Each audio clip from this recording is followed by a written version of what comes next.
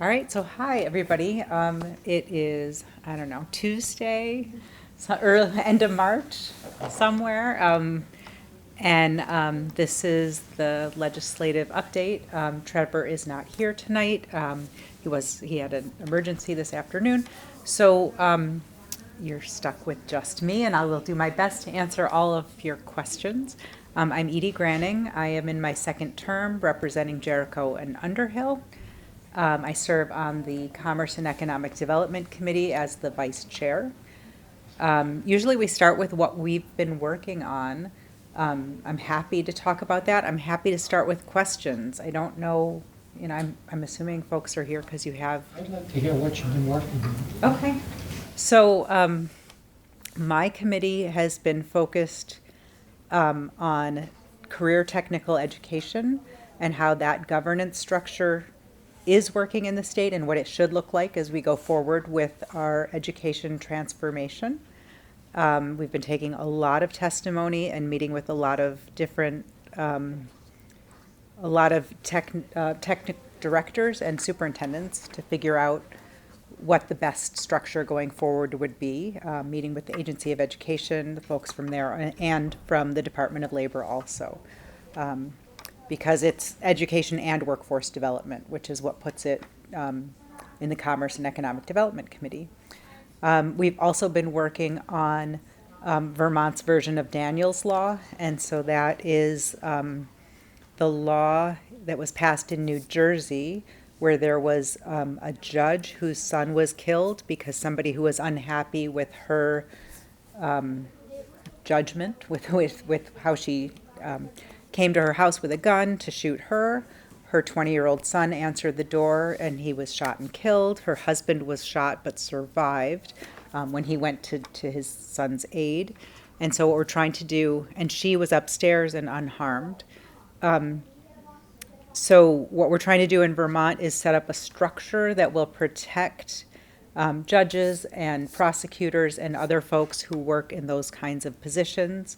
It's hard to draw the line to figure out how to protect and who to protect and what the remedies should be for folks, because what we're talking about is allowing people to say, please don't share my data. Don't share my name, don't share my address, don't share my social security number, don't share my license plate, don't share the plot of land that I live on, unless I want to do business to do that. And what we're finding is it's a little bit more technical, the private right of action. So what remedy does a person have when they say, don't share my data, and the business continues to do it, then what? And who has the capacity to do that? So should the person who said, don't share my data, look, the law says I can ask you not to share my data and you shouldn't, should they be able to sue the business that isn't listening or not? Or should that be done in a different way? And so those are the debates and the conversations that we're having in our committee on that. And that will be out of our committee on Thursday. And technical ed will be out of our committee this week also. And then we're going to start to look at some of the bills that came to us from the Senate. What do they do in New Jersey? You referenced the law that they passed. Yeah, so they allow people to sue the business if the business doesn't comply. Our governor has vetoed bills that is a basic provision in Vermont right now for consumer protection. We are allowed to sue any business that causes harm.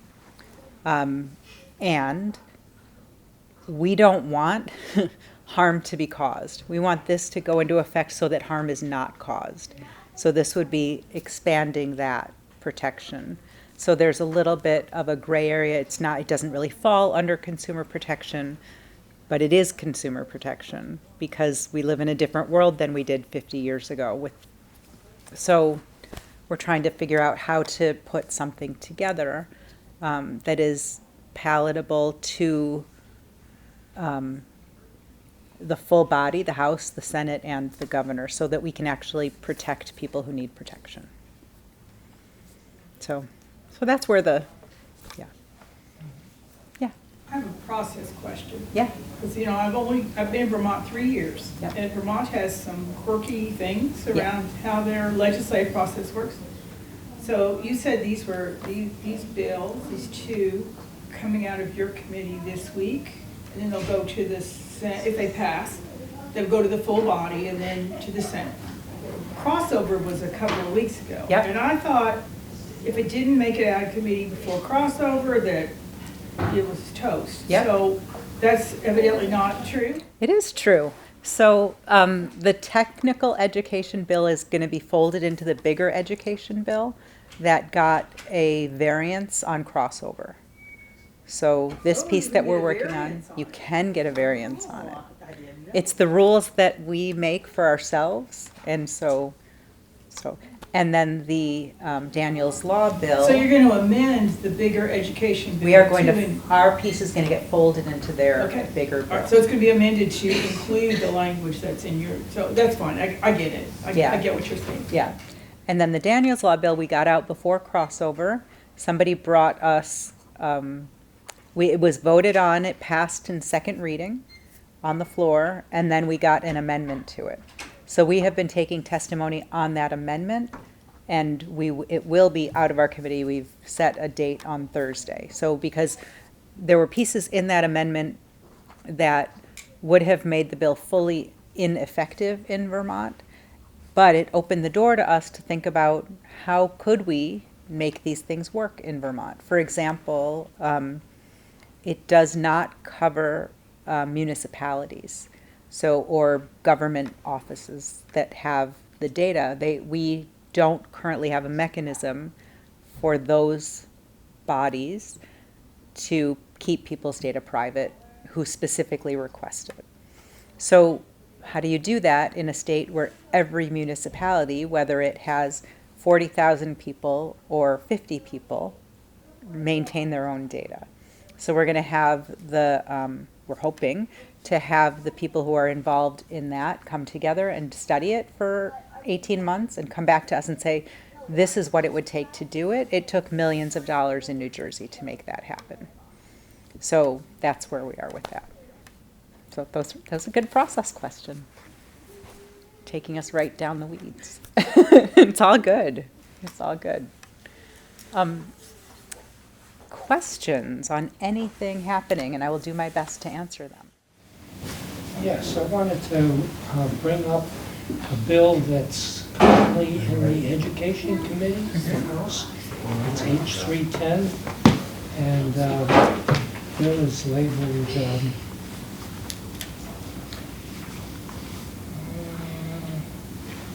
well, it's education harassment. Okay. I don't see the title of the bill. I'm looking at it. Yeah. So just for clarity, it's referred to on the website as an act relating to education on the evolving nature of anti-Semitism. Oh, okay. And so it adds to the current categories of prohibited harassment, which is sexual harassment and racial harassment, presently law in Vermont. It wants to add ethnic harassment and anti-Semitism harassment.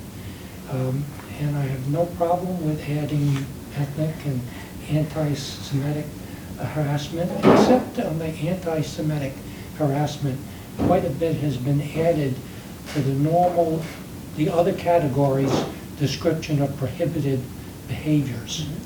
With anti-Semitic harassment, they added in anti-Semitic libel. I don't know what that means. I don't know why it was added. There's nothing about racial libel or sexual libel. But then of more concern is at the end of the prohibited behaviors, it says, or the right to self-determination in the Jewish people's ancestral and indigenous homeland. This is more of a political statement, and I'm not sure that belongs in an anti-harassment policy.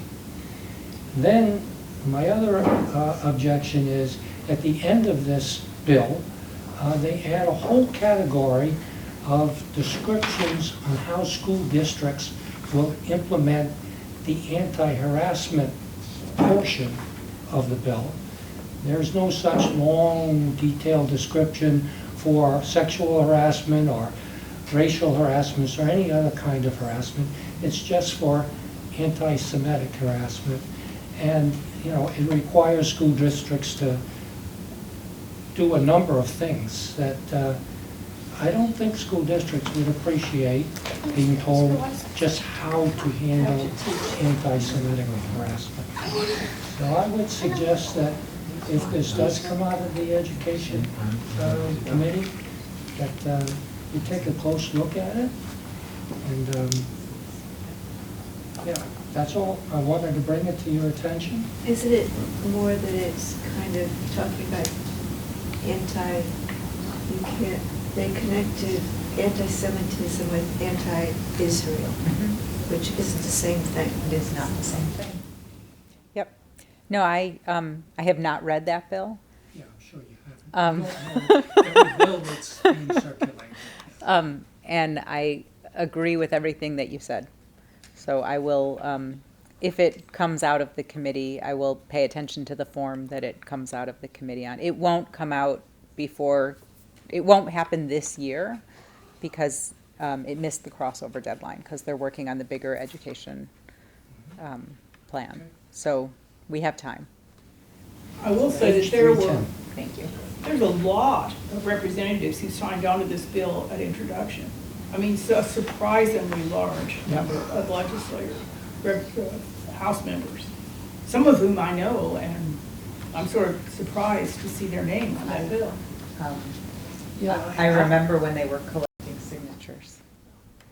There was a big effort. So when you introduce a bill, you have the option of asking people to sign on or not. You have the option of having people help you get more people to sign on or not. You have the option, however you, so it depends, right? So a lot of people, especially when this one was coming out, don't have a lot of time and they will sign on to a bill for the concept and not read all of the detail. right, I suspect. So Yeah, the concept is okay, but if you read further, it's Yeah. not. Yeah. When it gets to the portion of the bill that describes to school districts just how to implement this anti-harassment, it says, in conjunction with Shalom Alliance of Vermont. I suspect the bill was written by people in Shalom Alliance Vermont, and then the others just signed on without really giving it. It's possible. Yes. So, Yep. just wanted to bring it to your attention. Thank you. I have a question. Sure. The Mountain Gazette has an article about the legislature working on school funding, and they mention the Senate proposal about changing away from the homestead tax to an income tax-based system. Is there more information on that, or have you been hearing a lot about that? So, serving in the House, at this point in the session, I don't pay a lot of attention to what's happening in the Senate. Right. I know. I suspect it came over in crossover, probably. So it would, if it did, it has to pass out of the Senate this week because financial crossover was Friday. So then they has to go through their floor and then it would come to us next week, assuming it's on time. But it's an education, so it's probably got a delay also. So I will tell you that when I dig into how we pay for schools, I think it would be a mistake to switch from our property taxes to a funding formula based on income tax. We have done a lot of work in Vermont to make sure that we have income sensitivities along with the property tax. It's the 2 acres. It's not, if somebody has more than that, it doesn't cover the rest of the property. There are lots of different ways that, over the years we have tried to create a very fair system. It would take a long time to do that for income tax. And then we would have to figure out what the right way, if we wanted to tax properties at all, we'd have to kind of rework that. So I don't know, right? I don't know what specifics they've been talking about. I know that in the conversations that I've had with my colleagues about it, there are a lot who think that we should switch to an income formula. They have not been able to explain to me how to make it truly fair and to really cover the assets that people have, whether they're making income or not, right? So, because there are lots of ways To hide income. to hide income. That was my concern. Yeah, yep. So I think we need to do better, right? I think that we have to set up a better system where we fund education appropriately, but also that we're funding an efficient and well-run education system that isn't, I struggle with the local control piece versus we don't live in 1900s anymore. And we can do things. We're not that different from one edge of Vermont to the other edge of Vermont. We're just not. And I think that we can have statewide standards in a way and still have communities that are engaged around their schools. And local control is not community engagement. Like so I think that there are ways to do all of the things that we want to do for less money. So once we figure out what that is and how to do that, then we'll know how to tax things differently and how much money we truly need to raise. And hopefully, gosh, in my ideal world, our healthcare won't cost so much either, because that's it's a giant percentage of our school costs right now. So, I'm going to wave my magic wand. So, yeah. Hi. I have a question or sort of open a discussion about the motel program that we have in Vermont for the unhoused. And I've done a lot of reading in 7 Days, in Vermont Digger. There's been a lot of good pieces over the years about the program. And about the sort of back and forth and sort of tug of war between the governor and the legislature about who's eligible, when eligibility ends in terms of time of the year, how is it going to be financed, there's a bunch of moving parts there. But one thing in all the reading I've done is I haven't seen anybody talk about or look at how do the other 49 states deal with their motel programs. And I know we can't sit here and discuss 49 states, but is there any has there been any effort?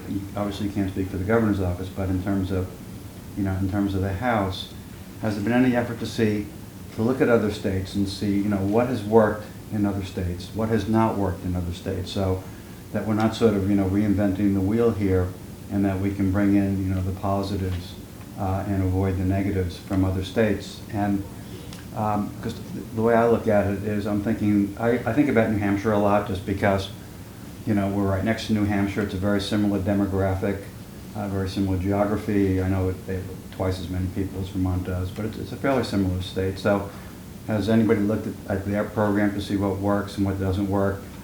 And then also, and this may sound a little strange, I also think of Wyoming, even though it's far away. It's a bit more conservative than Vermont, but it has a very similar, virtually an identical population, a very similar rural demographic. What works and what doesn't work in some of the other states. So I'll be quiet now, but is there any thought about how we can look to other states to see how we can improve or run our program here? Yeah, so I appreciate that way of thinking a lot. I always look at who's doing it already and how can we use what they've already learned, right, to do it here. There's no reason for us to have to create something when it's already been created. I don't sit on the Human Services Committee. They have been working on this for years. They have been trying to figure out first thing they did was ask the executive branch to set up a system that would work, that would take care of people who are unhoused and help them to stay housed, right? How do we get that program going? And there was not a new program set up. So we keep having these battles over how to not kick people out in the winter in Vermont, right? Which is, nobody wants to do that. I don't believe that any person wants to kick people out in the winter. So to be very clear on that. But when you have 80 days and the program ends on a certain date, you end up in that place. And we're all just heartbroken about that. So Human Services on Friday, I think it was last week. It could have been the Friday before, but it was recently, sent a brand new program outline. I don't know where it came from, to Ways and Means, I believe, to one of the money committees to look at, to figure out how it would get funded.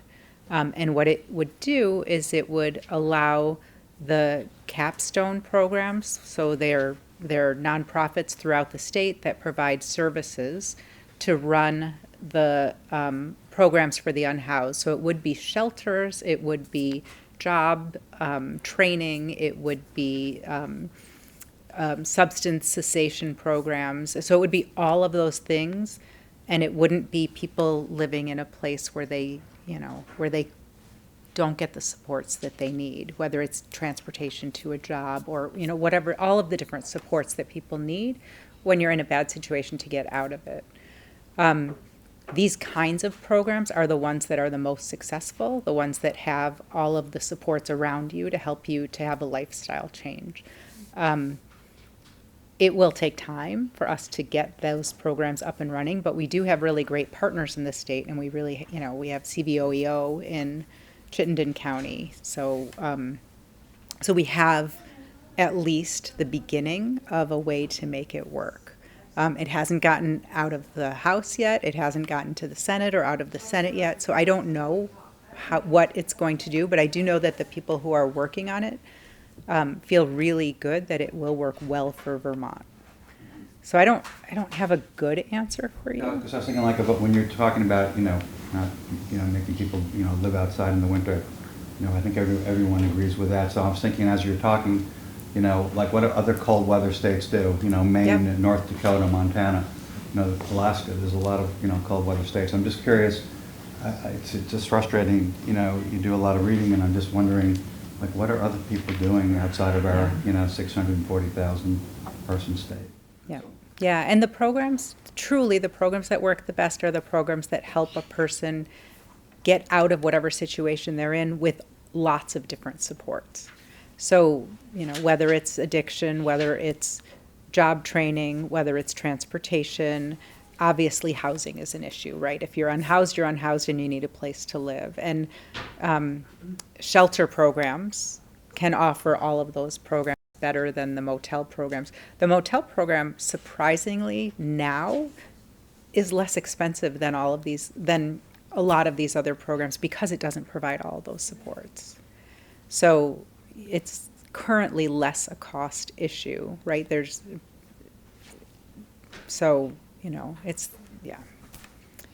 that's the best answer that I have without having all of the details. So, Thank you. yeah. So, Speaking of the supports, yeah.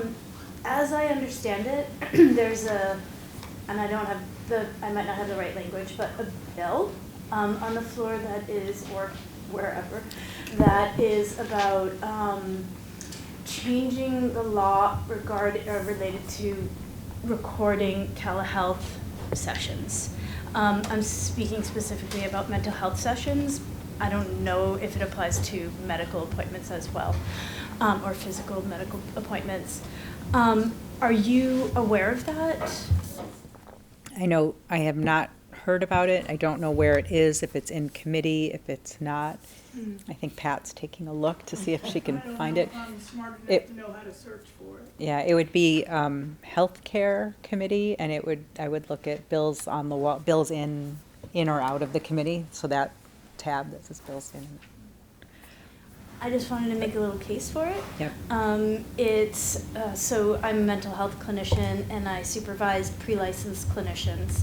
And being able to many of the clinicians that I supervise only provide telehealth services as a means of making their expenses manageable as they're kind of building their careers.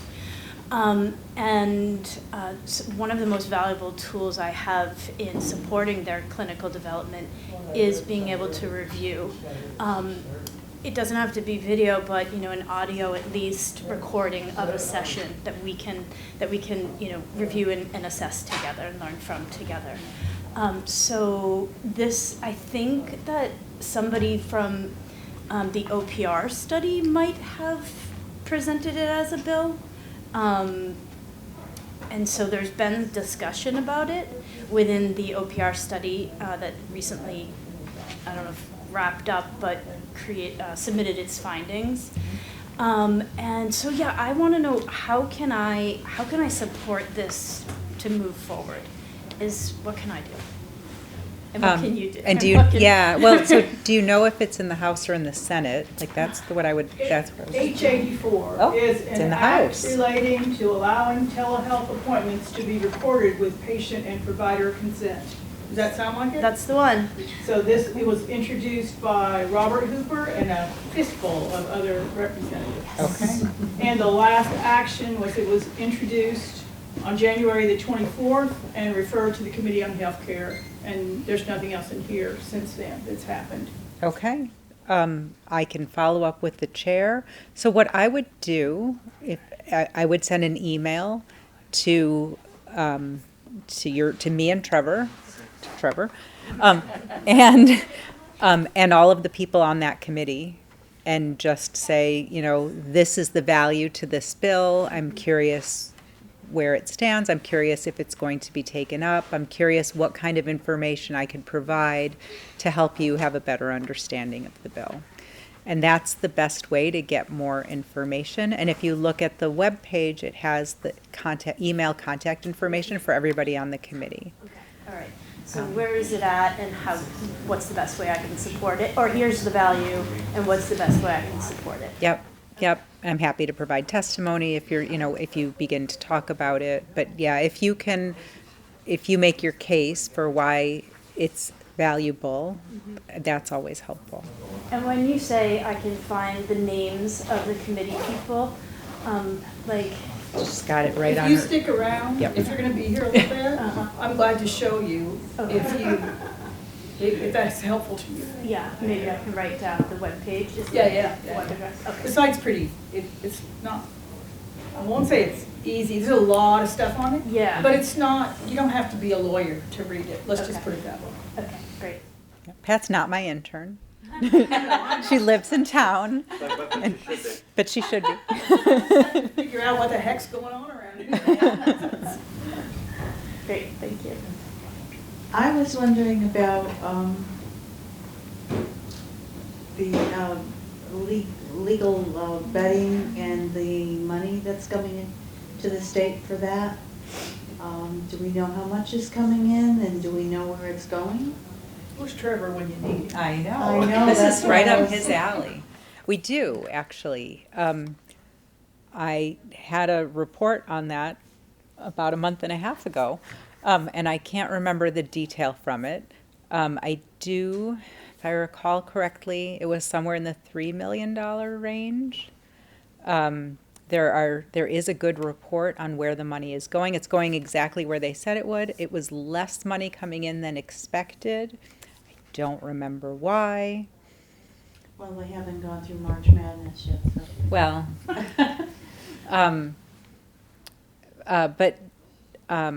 the people in the liquor and lottery department seemed to be happy with how it was going.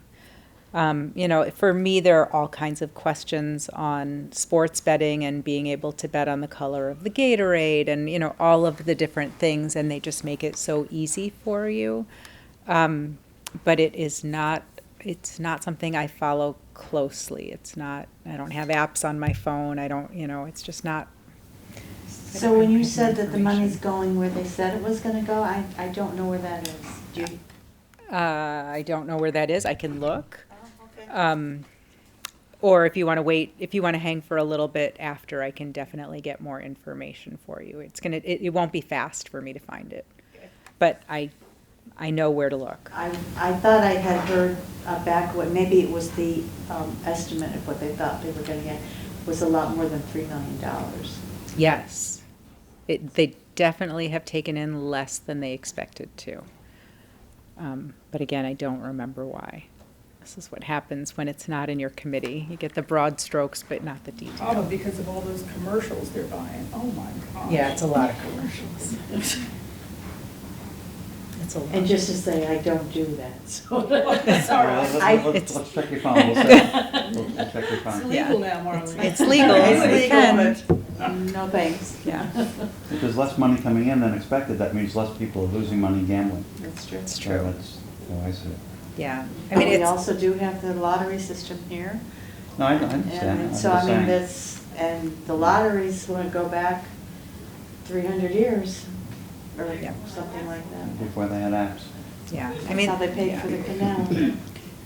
The issue is that you don't have to go anywhere or do anything, and you can be Yes. very isolated, and, there are all kinds of concerns. But I know there is a percentage of the money that does go to help people who have addiction issues.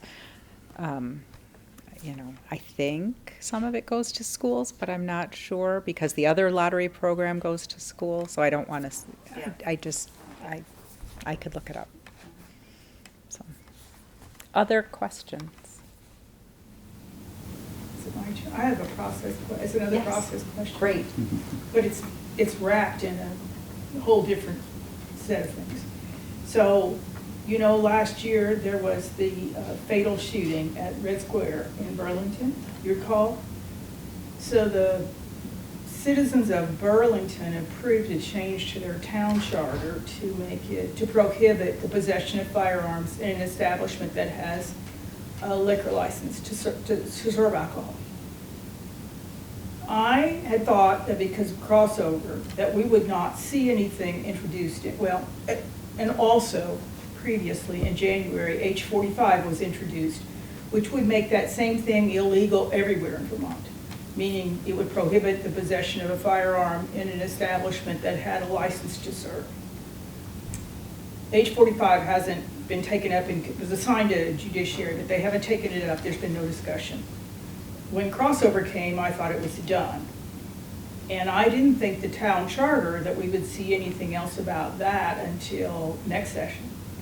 But this week, Phil Baruth filed a bill in the Senate, S-131, that submits that town charter change to the Government Operations Committee for their action or whatever. So I'm trying to figure out, we're way in the weeds. So is this because crossover's already happened, it can't, Do town charters have a different or do they have a different timeline? thing? I or- don't know. Okay. I can find out. Who should I ask that kind of weedy question? I'll send a text in a little bit, see if we can get an Okay, answer. I'm just curious, as far as I know, Yeah. all of my filters that I have set haven't flagged anything that's been introduced in the House regarding town charter changes in firearms. And it picked up Phil Bruce that day, boy, I had that alert saying, this has been filed. Oh, but you don't see the Burlington Town Charter? No, I saw that, Oh. I saw the one that was introduced in the Senate, but I've seen nothing introduced In with the regard to House. the town charter in the House. Oh, And interesting. I had also thought that all of those charter changes originated in the House. So again, I'm just very confused about if town charter legislation Yeah, I in thought- Montpelier is the same as every other, or if it's different, or, I thought that it also started in the House. I don't know if it has a crossover deadline, but I can find out for All you. I know is nothing's been introduced that has the word firearms in it in the House in the last couple weeks. But it could have been introduced, well, no, would it have to be after town meeting day? Yes, I don't know the answer. They could have introduced something that just referenced the charter change number or something. It just didn't have language about firearms or somehow embedded in it. Because that's how, all my searches are about firearms Yep. legislation. So it's possible that it snuck through that way and I just wasn't aware. And maybe working both sides, I have no idea. I'm just Yeah. trying to figure out. It's worth it to look at the Government Operations Committee in the House and to see if there's a Right. bill that is a Burlington Town Charter bill. Okay. That would be worth the search. Okay, I'll try to look for that. And then Okay. whatever you can find out for Yep. me about how that process should happen or might happen so I can understand it better, I'd appreciate it. Okay. I can do that. More So questions? she's not your read? I know, right? Your intern or something? Well, we say. Process person. I've been You've been following looking at things gun closely. violence prevention laws for a long time, so. Here and other states too. Any other questions? Comments? Thoughts? I do have a follow-up question. Yeah. So where this is at, where the bill that I discussed is at, like, what is the timeline for something like that? Yep. And do you vote on it, or like, you personally? Okay. So what happens is every bill that gets introduced in the House gets assigned to a committee. There are 3 readings. Well, so at the first reading, it gets assigned to a committee. That committee then decides if they have the capacity, which can be a lot of things, to take that bill up and to get it passed through their committee. If they do, then it goes back to the House floor. If it makes the crossover deadline, which was the 14th, so it's already passed, then, and it gets through the House floor, so second reading and third reading, then it would go to the Senate in the same year. If it can happen after crossover, and then it would go to the Senate, but it couldn't become law until the end of next year. And then at the end of the second year of a biennium, all of the bills get deleted and you start all over again. So yeah, it's and we have, I don't know, over 500 bills now, probably close to 600 bills now that have been written. So we'll, see what tiny percentage we actually get turned into law this year. And sometimes they get combined. Sometimes they end up very different from the way they started. But if you have like 500, what is a typical percentage that gets passed to law? Well, it's very small. I don't know the percentage. I'm sure somebody else, would. I'm just thinking for my committee, we have maybe 20 bills on the wall, and I think we got 4 out. And I think most committees are similar to that. So, yep. So, yeah. Questions? Other questions? I wish I had more to share with you.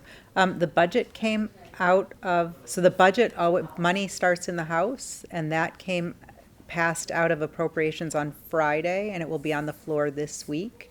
And so that's for the budget year that starts July 1 and goes through the end of June of next year.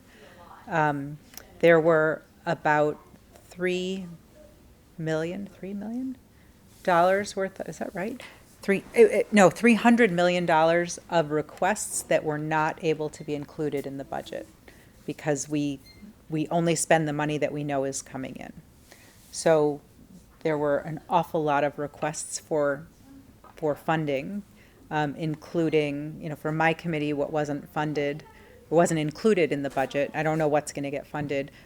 Money for scholarships, because we look at a lot of job training. Money for brownfield renovation. Again, economic development to get land ready to be used for businesses. Different things, yeah, with, so every committee is looking at that right now, saying all of these things that we were hoping to get included in the budget did not get included in the budget, and what does that mean for the state going forward? And so we're trying to figure that out. I think Thursday, Friday, the budget will be on the House floor this week. So the 300 million that couldn't be funded was just in your committee? No. For For the whole state. Okay. For the whole state. Yep. So we'll see, we'll see what that looks like in the end. So pardon my ignorance again. So I know This is why we that need Phil Trevor. Scott vetoed some The budget adjustment act. related, yes. Yep. And I heard that there was a amended or changed version that was Yes. somewhere. Yes. Something happened this week. Yeah. To try to, I guess, to try to pass through to send to him again. Is that? Yeah, so, yep, that was also on Friday. So January, we get an update from the Treasury of how much money we have versus how much money we're spending in the state. So a 6-month adjustment. And if we have more money that has come in than we have spent, we can reallocate that money. And that's the budget adjustment. And so the governor gave us a recommendation on how he wanted the budget, the money, the extra money, and it was $100 million almost, $97 million, I believe, to be spent. So that would have been from January through the end of June. And we agreed with 98.5%. So the House said yes, but this 1.5% of that money we would like to spend on a few other things. And it went through the Senate. The Senate made a few other modifications, so it ended up at 98% of the governor's recommendation, and the governor vetoed it. And we do not have a majority who will override the governor's veto anymore. So the committee took another try at what we think the budget adjustment money should be spent on. And there are a lot of programs that need the money to go forward, including money for veterans and different things like that. And with all of the uncertainty in the federal government, it's especially disconcerted not to have agreement on this. And what we said was, great, Governor, we know these programs need to get funded. We know this money is available and should be used.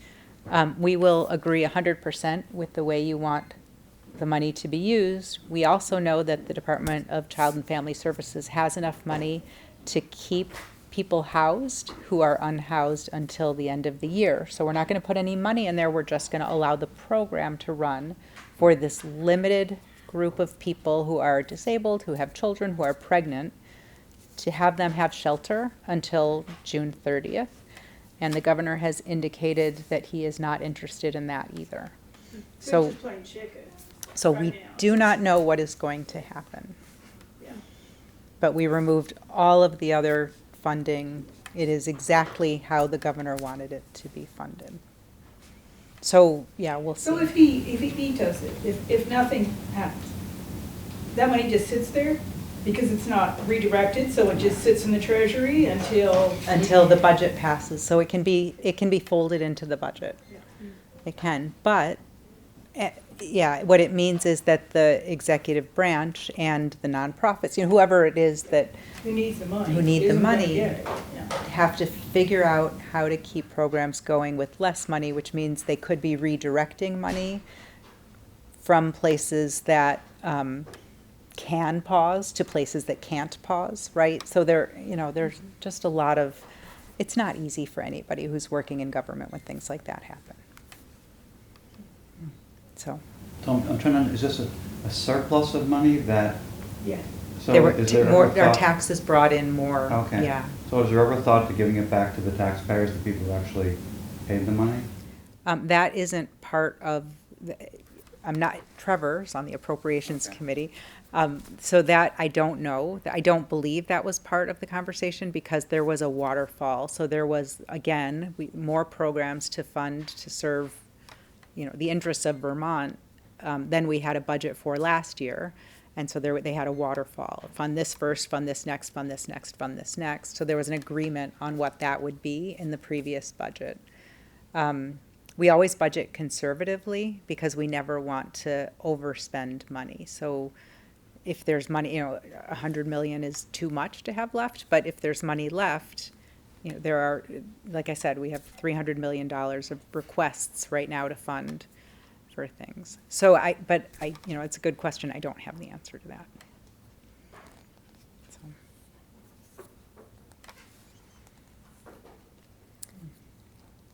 I don't see other questions. I'm happy to chat for another 15 minutes. Do you have any questions or comments? You just came to, okay. Silent participant before our book club. Okay. Thank Great. you. Just for your information, the only Burlington charter bill, there is one in the House, it's H 462, but it is related to the ordinance prohibiting the eviction of residential tenants without just cause. So it's a different, Interesting. but it is, it says bill was introduced 2025, so I'm assuming that means it's a live bill right now. It was introduced. It's entirely possible, it is entirely possible that they were working on one for the Senate and one for the House, and the Senate version came out first. It's possible. Sometimes you have a companion bill, but I will I'm find just out. very confused. Yeah, we'll find out. All right, well, if there aren't other questions, thank you for coming. We're scheduled again for April. I have a date. Our next time is April 29th, back here. And if folks can make it, that would be great. Also on Monday, the 31st, so next Monday, at Camel's Hump from 6 to 7:30, the representatives from Underhill, Jericho, Richmond, Bolton, and Huntington will all be there with a number of our senators to talk about education reform and what is important to folks. That's going to be a hybrid, so if you can attend in person, that would be great. If you can't and you need to be remote, you can also join remotely. And we just want to have a very, low-key but important conversation about what people are expecting the changes to be in education, what they don't want to see in the changes to education, and all of those kinds of questions. So I do have a question on that, Edie, if you Yeah. don't mind. There was a survey that was sent out a couple weeks ago. Yeah. Will the results be compiled before that meeting? Will those be? So, yeah, that was done by the speaker and someone in the speaker's office, and I was told that I was going to get the results from our area specifically, and I haven't seen them yet. So I will ask about that. And then I'll post in the information when I get it. Great. Will the community have availability to how those results came out, or is that something? That's my plan, yeah. Okay. Yeah. Okay. Great. So thank you for reminding me about that. Yeah, thank you. All right, well, thank you. Appreciate everybody Yeah. coming out today, and it's nice to see everybody. So we'll see you next month.